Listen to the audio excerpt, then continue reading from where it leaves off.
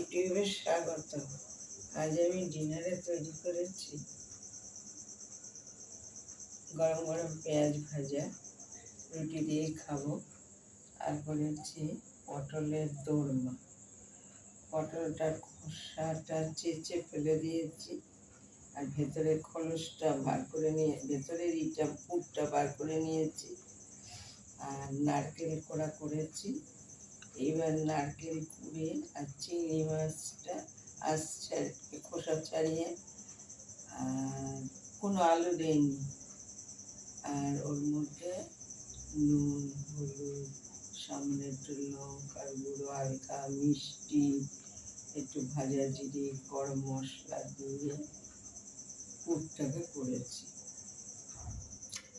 এবার পটলটা ভেজে নিয়েছি, আর পুর ভরে ভাজিনি, আগে পটলটা ভেজে নিয়েছি যাতে পুরটা বেরিয়ে যায়। পটলের ভিতরে ভরে এইবার জিরে ফোড়ন দিলাম, লঙ্কা হলুদ দিলাম, দিয়ে মশলা কষিয়ে হালকা ঝোল দিয়ে তারপরে আমি এই পুর ভরা পটলটা আস্তে আস্তে সেট করে ছেড়ে দিলাম। দিয়ে নামাবার আগে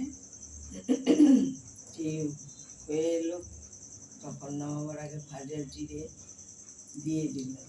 তারপরে গরম মশলা, সানরাইজ এমনি গরম মশলা গুঁড়োটা ওপর দিয়ে ছড়িয়ে দিলাম, দিয়ে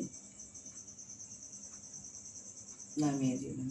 ভালো লাগলে লাইক করুন, শেয়ার করুন, সাবস্ক্রাইব করুন, আমার পাশে একটু থাকুন। ভিডিওটা শেষ করছি।